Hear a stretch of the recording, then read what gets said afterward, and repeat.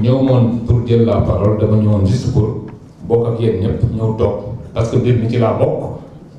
Je considère que nous sommes tous engagés dans une entreprise nationale de changement. Loolu moo taxoon ma ñëw dama ñëw parce que aussi j'ai des relations privilégiées avec la Lyon du Baol moom bu organiser bu ma ñëw lu même projet. Donc c'était pour ça que je suis venu mais bon l'occasion faisant de larron li ñu wax nii dama ciy prononcé wu très très rapidement parce que dafa dugg ci benn cadre global boo xam ne man loolu laa gëm ci projet bi nit ñi dañuy wax ni j'insiste trop sur ces questions mais damay répéter ni sénégalais yi bi ñuy jël pouvoir bi ñun bokk na ci liñ leen dig te ci loolu lañ ñuy xaar mooy cet impératif de justice et de reddition des comptes nit ñi c'est vrai bu ñu yoree dëkk bi wax nga ko sànq maa ngi lay déglu bi may ñëw nous sommes en train de réussir économiquement à redresser le pays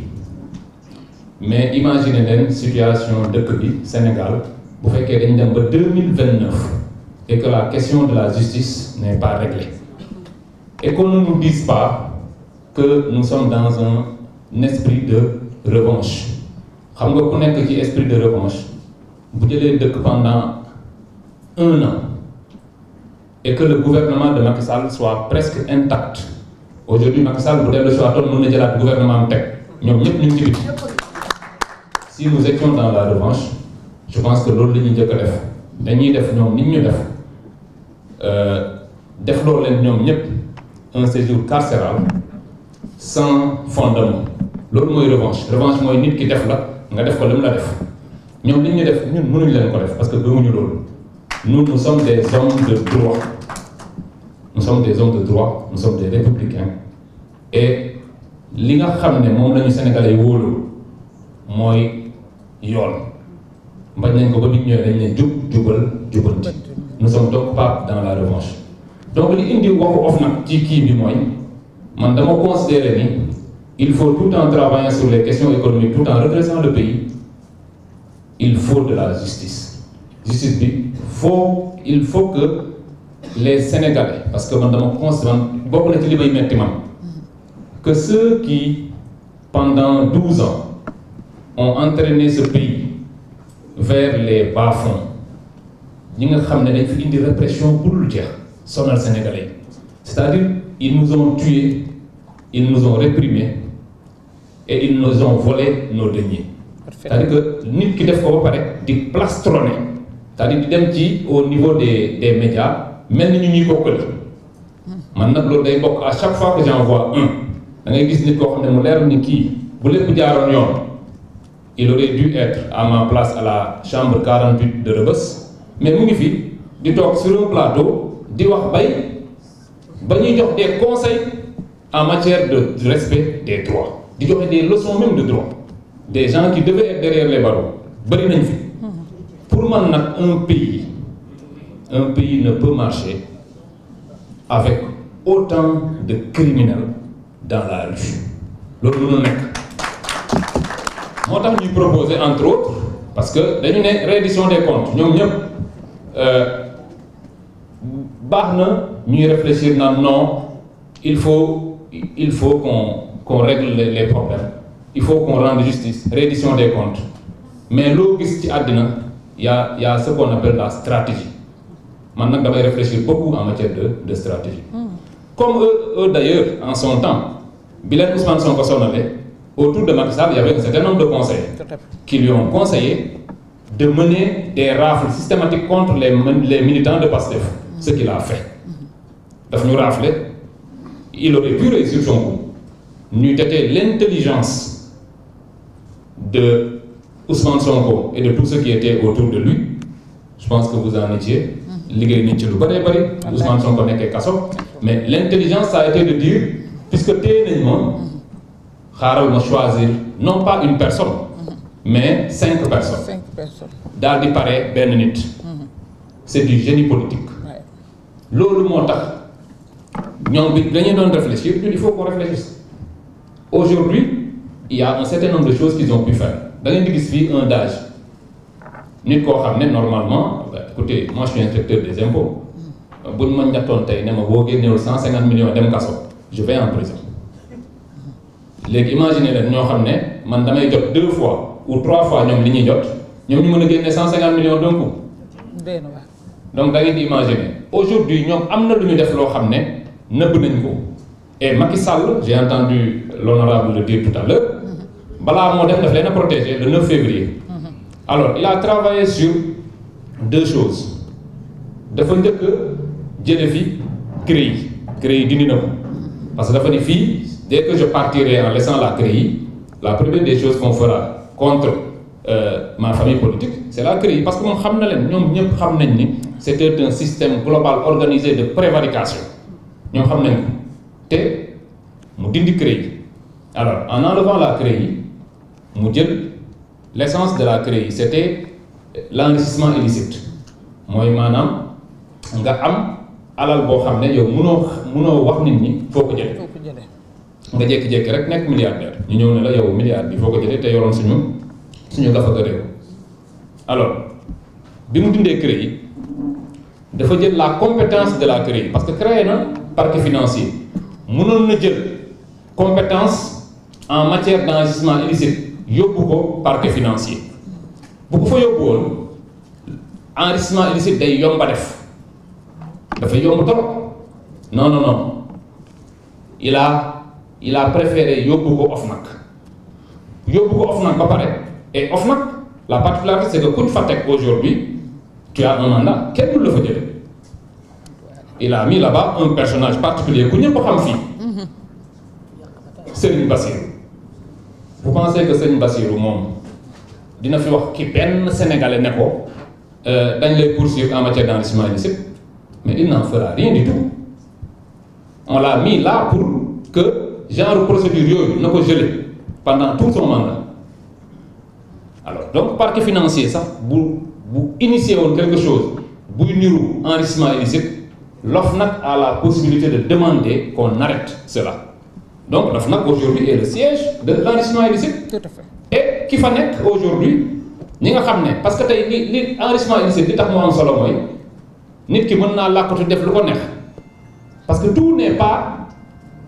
pas révélable à partir d'enquête ou d'audit ou de rapport bu ñu juum ci wax ni non rapport bi non man gëwuma rapport yooyu moi je suis fiscaliste en fiscalité noonu lañ ko réglé c'est-à-dire au lieu d'être là à dire que yow nii nga gagné say revenus mais dañuy comparer say revenus dañuy dem rek xool résultat yi yow ba ngay ñëw ci dëkk bi tu avais 100 millions tey tu as 1 milliard wax ñu yow puisque yow normalement boo liggéeyee rek 100 millions ngay am mais noo def ba am 1 milliard loolu mooy enrichissement illicite. C'est ça. Loolu mënu fee nekk dans la configuration actuelle des choses parce que Macky Sall nous a placé ba muy dem la ñu galgal teg fii Sëñ Bassirou donc on a 2 possibilités la première c'est de faire une loi de réformer encore parce que moom le 9 février dafa réformer woon soit ñu jël la compétence en matière d'enrichissement illicite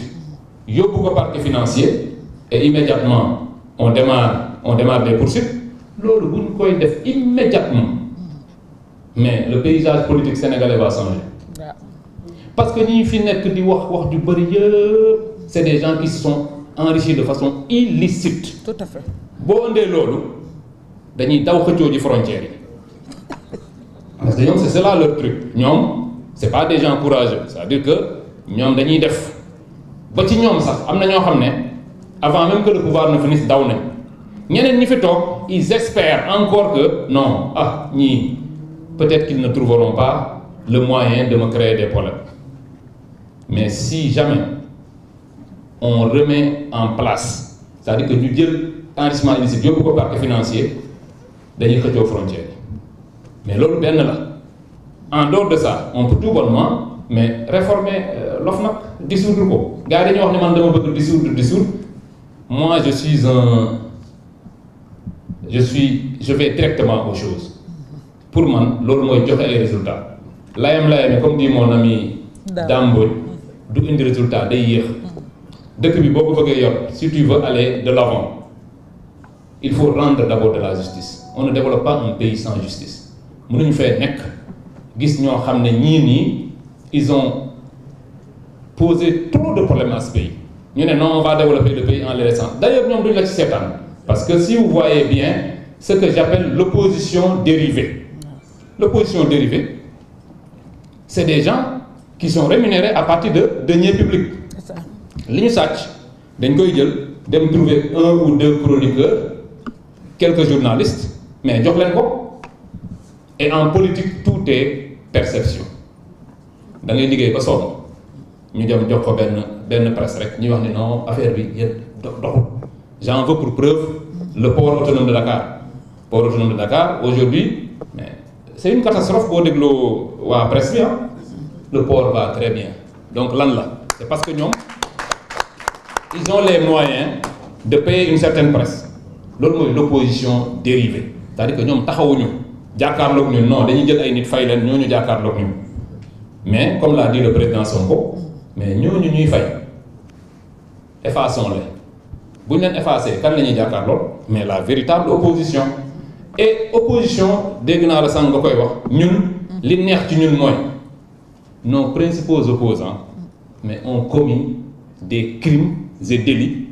qui à tout moment peuvent les amener vers la prison. Tout à fait. y compris les nouveaux opposants du ma leen tudd nag les nouveaux opposants les gens le pétard mouillé là mooy ki ma tuddee l'invertébré politique nga xam ni moom Ousmane Sonko lay visé alors que tey jii boo ko joxoon le Mbappé du PASTEF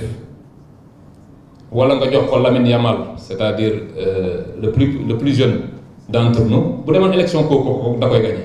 te pourtant yàgg na ci politique nag moom bi mu commencé politique kenn xamul kañ la